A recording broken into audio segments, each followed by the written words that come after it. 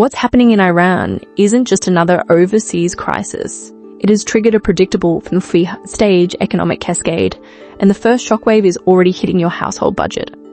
Look, if you felt the pain at the petrol pump or watched your grocery bill climb, you're not imagining it. That's stage one.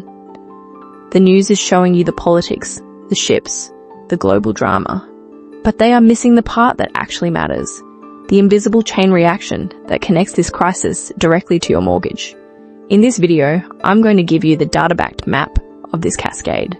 I will show you exactly what is coming so you can protect your family's financial future. This entire sequence has a surprising, even counterintuitive outcome for Australia. To understand it, we need to trace the ripple effect, phase by phase. So, let's begin.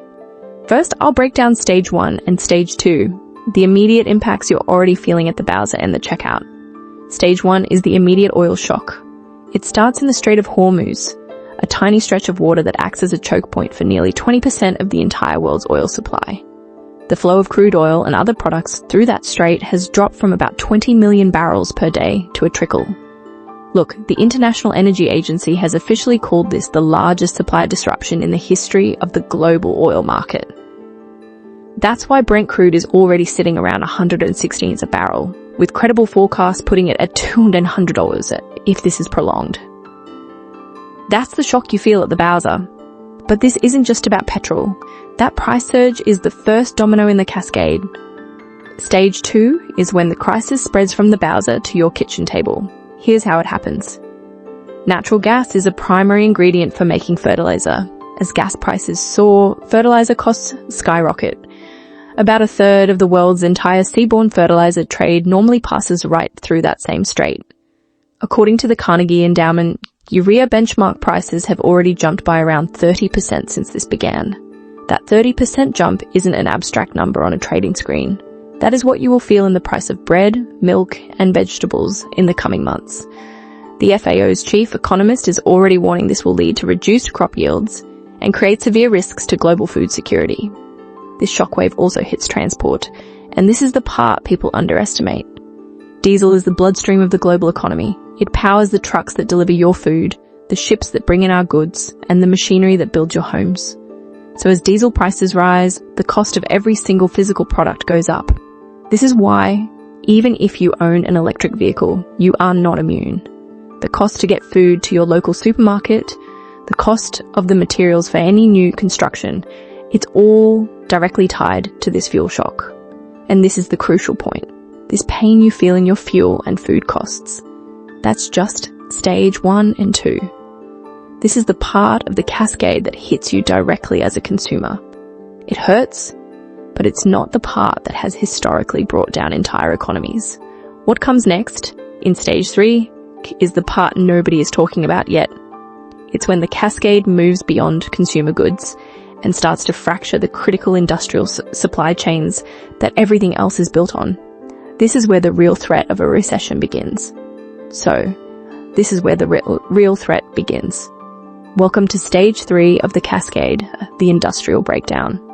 This is the point where the crisis leaps from your petrol pump and your grocery bill and begins to cripple the industries that form the backbone of our economy. The cost of jet fuel skyrockets, putting immense pressure on aviation. Manufacturing sectors, from plastics to high-tech components, begin to seize up as key materials either become prohibitively expensive or simply unavailable. Think about that. A crisis in the Strait of Hormuz causing a shortage of critical materials like helium for our advanced industries. Every link in the chain is connected, and this industrial slowdown is the direct trigger for the final phase. Stage 4, the global recession. Look, the data on this is brutally clear. Every single major recession since the Second World War, with the one exception of COVID, was preceded by a significant oil shock. This is not a theory. It is a historical rule. And this is not an abstract global problem. For Australia, the impact has already been modelled and the numbers are severe.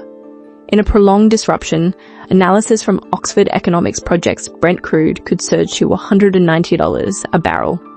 For us at home, that translates to a significant GDP contraction, starting at minus 0.3% and worsening to minus 0.8% in just a few months.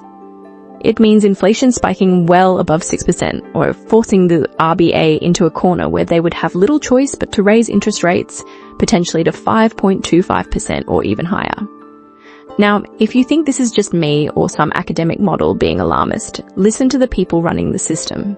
Jamie Dimon, the chairman of JPMorgan Chase, one of the most powerful bankers in the world, calls this exact scenario the skunk at the party. In his latest shareholder letter, he warned that inflation rising unexpectedly in 2026 could cause interest rates to rise and asset prices to drop. He sees it coming. So, a global recession, a hit to our national economy, and your mortgage rate going up while the value of your assets goes down. It is a bleak picture. But here's the part nobody is saying out loud. While all of this pain is hitting your household, something deeply counterintuitive is happening to Australia's national balance sheet. Something that, for a very specific reason, turns this global crisis into a unique opportunity for our nation as a whole. And understanding that paradox is the key to navigating what comes next. So let's unpack that paradox. On one hand, every stage of this economic cascade is hitting your household budget. Your petrol, your groceries, your mortgage. But on the other hand, the very crisis driving up your cost of living is triggering an unprecedented financial windfall for Australia as a nation. Here's the mechanism. Australia is one of the world's largest exporters of liquefied natural gas and coal. When a global crisis causes energy prices to skyrocket, the world pays us a massive premium for the resources we sell. Our national income from those exports rises much, much faster than the extra cost of our own imported fuel. Look, this isn't just a theory. The data proves it. During the 2022 energy crisis, the Australian Bureau of Statistics recorded our largest ever trade surplus, hitting $43.1 billion in a single quarter. Right now, in this current 2026 crisis, the numbers are even starker. Reports show LNG exports alone are on track to hit 65 billion Australian dollars annually. And this is the critical part that connects back to you.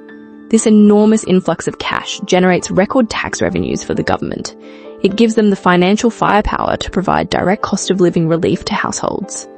I'm talking about the capacity to fund fuel cost buffers and make direct payments to families feeling the pressure. This Australian paradox is the part of the story that's often missed. Were you aware of this dual effect? Let me know in the comments if this changes how you see the crisis. But here's what you need to understand. This national windfall and any relief it funds is just the immediate short-term effect of the cascade. It's a defensive measure. The real story, the one with permanent consequences for your family's wealth, is how this crisis is fundamentally rewiring the global economic map. That's where the true long-term opportunity lies. Not just in surviving, but in getting ahead. And in the next section, I'll show you exactly what that new map looks like. So, what does that new map look like? It's a world where sustained energy insecurity, driven by crises just like this one, forces a global acceleration away from oil and gas. This isn't a choice anymore. It's a strategic necessity. The world is pivoting hard towards renewables and mass electrification. And this global transition creates an almost insatiable demand for one thing Australia has in overwhelming abundance. Critical minerals. I'm talking about lithium, cobalt, and rare earths. Look, the part nobody is saying out loud is that these minerals are the new oil of the 21st century economy. Every electric vehicle, every battery, every wind turbine, they all depend on them. This isn't my speculation. The data is unequivocal. The International Renewable Energy Agency, or IRENA, has a report on this. It highlights that the global push for energy security is about to re-rank critical minerals as the new center of global trade, and it specifically points to Australia's advantage. Closer to home, the Reserve Bank of Australia's own analysis is even more direct. Their bulletin projects that global demand for our critical minerals, led by lithium, could drive a 50% growth in Australian production between 2030 and 2050. This is a structural shift, not a temporary bump. Now here's why this matters directly to your family. This isn't just an opportunity for mining giants. It's the long-term tailwind that can grow your retirement savings for decades to come. Understanding this structural shift gives you a clear, powerful investment theme that can hedge against future shocks. It's a way to position your superannuation and investment portfolios to turn today's crisis into a future opportunity that secures your family's wealth and your children's economic mobility. So let's pull all this together. We've seen the threat, the 4-stage cascade hitting your household budget. We've understood the paradox, the national windfall that provides a defensive cushion. And now, we've identified the true long-term opportunity in the rewiring of the global economy. The question is, what do you do with this information? In the final part of this briefing, I'm going to distill all of this complexity into a simple, actionable 2-step plan. 1 step for defense to protect your family right now, and 1 step for offense to position you for the growth that's coming. Alright? Your strategy is twofold. Defense first, then offense. Step 1, defend. The immediate threat from that 4-stage cascade is real. Look, for the next 12 to 24 months, higher costs are a certainty. Your number 1 priority is strengthening your financial front line. That means building a stronger cash buffer than you might be comfortable with. Review your budget. Yeah, build that shield. Step 2, attack. And this is crucial. Don't let the short-term fear blind you to the long-term opportunity. This crisis is accelerating a multi-decade shift in the global economy. Your task now is to start researching how you get exposure to the critical minerals boom, the new oil, through your superannuation or your investment portfolio. This is how you position yourself to come out of this period not just intact, but significantly ahead. Understanding this full picture, the threat and the opportunity, is the key to navigating what's coming. If you found this breakdown valuable for getting a clear picture of what's actually happening, subscribe for more analysis that gets straight to the point. My goal is to keep you informed, not fearful.